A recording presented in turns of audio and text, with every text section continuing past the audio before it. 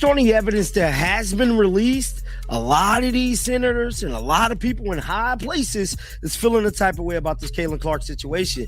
Now, we know Alyssa Thomas was reportedly suspended for 1 game, and it has now been announced that she will have to pay a $1,000 fine for that situation that occurred with Caitlin Clark. A lot of folks feel like she should have been suspended for 3 or 4 games. And I got to be honest with you, bro. I got to completely agree. What Alyssa Thomas displayed on a basketball court was lack of sportsmanship and lack of being a team player. This controversy in the WNBA isn't about who won the game, it's about what happened before the final. Buzzer and why so many people believe they've seen this story far too many times. Alyssa Thomas is now at the center of another firestorm, and fans are demanding accountability like never before. But is this outrage justified? Or is an even bigger issue being overlooked? Overreact over one little incident, but if you keep this up, there won't be no WNBA. Oh, wow. That's the non-overreaction. Yo, if Caitlin Clark said, you know what, man, I'm done, y'all. I'm going to take my rich, successful self somewhere else, it would be a wrap. What would they do? What would they do? If Caitlin Clark said, you know what, today I'm done with the WNBA, where would the WNBA be? It would be over. Fan, you know how it goes when she don't play. Attendance drops, viewership drops, money gonna drop. All I'm saying is, one play, one whistle, and suddenly, the biggest conversation in the WNBA had almost nothing to do with basketball. Instead, it became another chapter in a debate that refuses to disappear every time Caitlin Clark takes a hard hit. Fans ask the same uncomfortable question: is this simply the reality of a physical league? Or has the league failed to protect its brightest new star? There is many posts from Phoenix Mercury players and Phoenix Mercury staff pretty much pointing the finger at Caitlin Clark being the bad guy. Pretty much saying the Caitlin Clark fans is attacking Alyssa Thomas online. She's the victim throughout all of this. But what we seen displayed was a clear assault and something that should be criminal. Now, with all that being said, an Iowa senator has made up their mind and spoken their opinion. After the latest collision involving Alyssa Thomas, that argument exploded once again, sending social media into complete chaos as thousands of fans accused the WNBA of allowing the same controversy to repeat itself season after season. Some supporters even began calling for a boycott, insisting they were tired of seeing what they believe is a growing pattern without meaningful consequences. I don't fully understand some people in the sports media when they have takes based on like a factual thing caught on film and try to spin it like it's something different. Caitlin Clark got pummeled in the throat. Like, what's her name? Alyssa Thomas?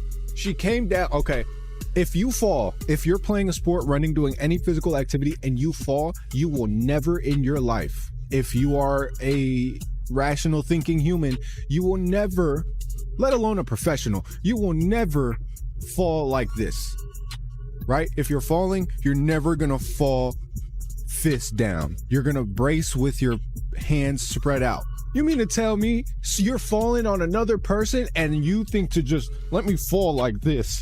Whether those claims are fair or not, one thing became impossible to ignore: the conversation had become much bigger than one game. That is exactly why this latest controversy has divided basketball fans like few moments before it.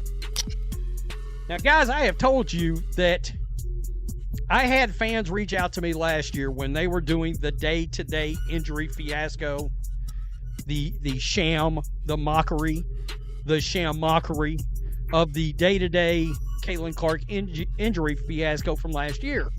That was the start of all this. Well, that and the Indiana Fever fans are racist, according to Angel Reese.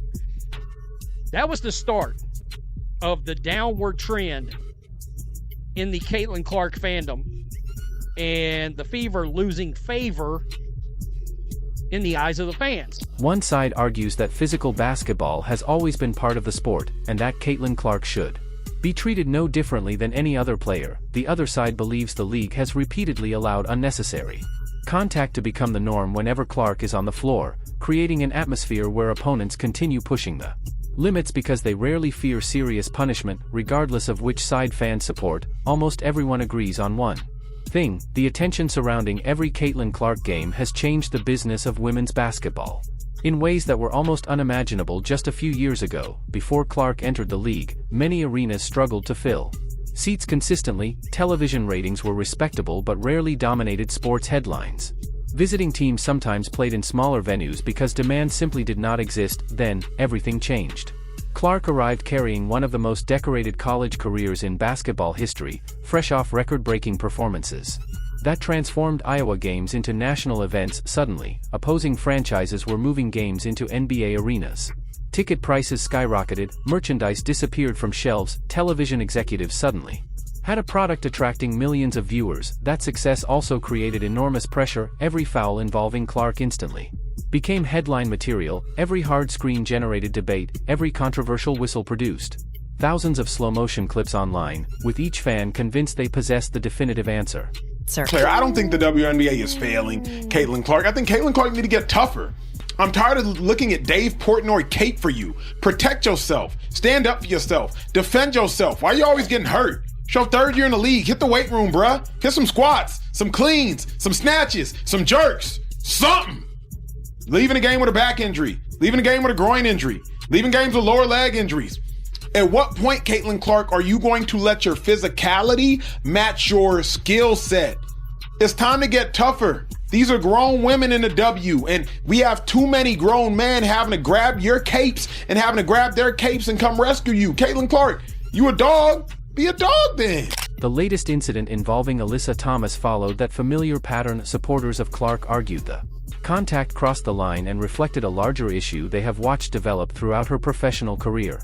Critics responded that basketball remains a contact sport where physical defense is expected, especially against elite players capable of changing games with a single possession. The disagreement itself was nothing new. What made this situation different was the emotional reaction that followed, instead of limiting their frustration to social media complaints. Some fans openly declared they would skip games, avoid television broadcasts, or stop purchasing merchandise until they believed stronger action was taken regarding player safety. Whether those calls translated into significant numbers became a subject of debate in its own right. But the frustration behind them was impossible to miss. Much of the frustration surrounding this latest controversy stems from a belief shared by many of Caitlin Clark's supporters that incidents like this are no longer isolated moments, but part of a pattern they believe has developed since she entered the WNBA.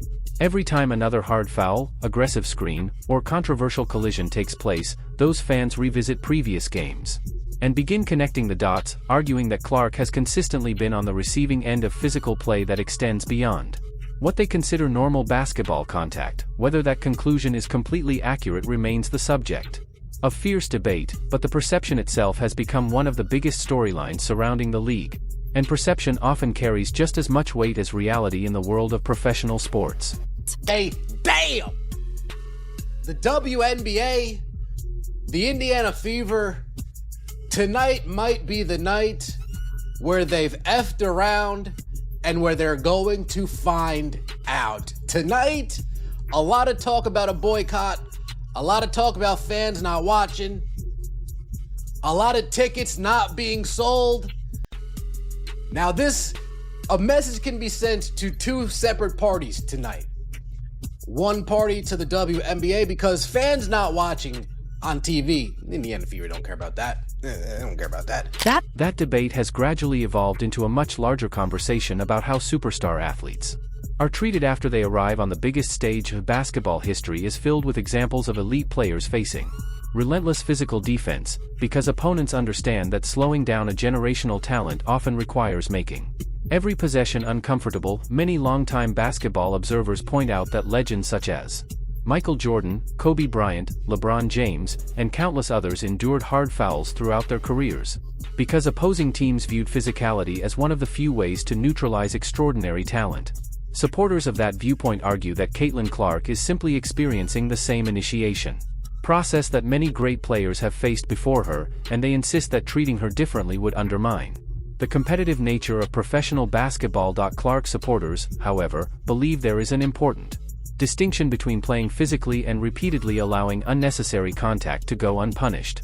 They argue that aggressive defense should absolutely remain part of the game. But they also believe officials have a responsibility to establish clear boundaries before situations escalate unnecessarily.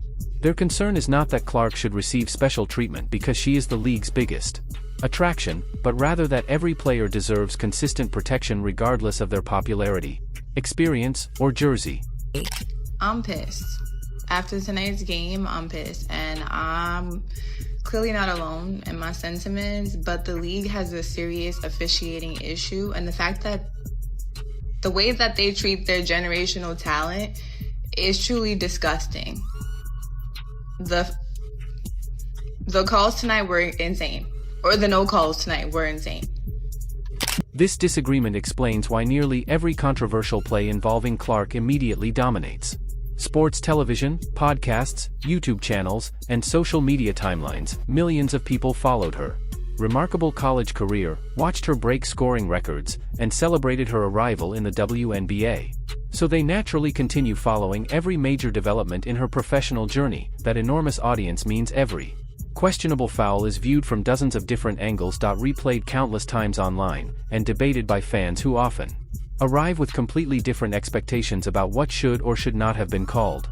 Longtime WNBA fans frequently push back against the narrative that Clark receives uniquely harsh treatment, arguing that many veteran players have endured equally physical games for years without attracting nearly as much national attention. They believe the sudden spotlight surrounding these incidents says more about Clark's extraordinary popularity than it does about any dramatic change in the league's style of play. According to that perspective, hard fouls have always existed, competitive rivalries have always been intense, and today's controversies appear larger simply because millions more people are paying attention than ever before. The reality may ultimately exist somewhere between those competing viewpoints.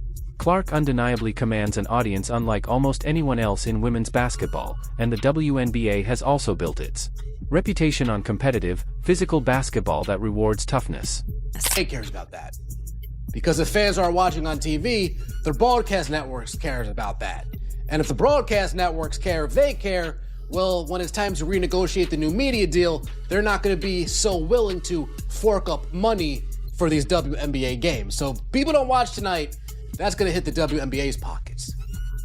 Now, if people don't show up to the game, if tickets aren't being sold, that's going to hurt the Indiana Fever's pockets.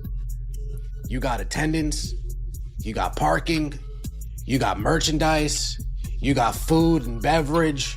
If people don't show up, the Indiana Fever's pockets will be hurting after. When those two realities intersect, even routine basketball plays can transform into national talking points that dominate headlines for days. The discussion intensified even further when Clark was later ruled out because of injury, prompting another wave of emotional reactions across social media. Those frustrations quickly spilled into online discussions where emotions ranged from genuine concern for Clark's health to anger directed at the league, the officials, and even the Indiana Fever organization. Some fans declared they would skip the upcoming game entirely, while others announced that they planned to avoid watching the broadcast as a way of expressing dissatisfaction with how recent controversies had been handled, although it is difficult to measure how many people actually followed through on those statements. The sheer volume of online reactions demonstrated how emotionally invested Clark supporters have become. Naturally, the internet responded in the only way it truly knows how, which is by mixing serious criticism with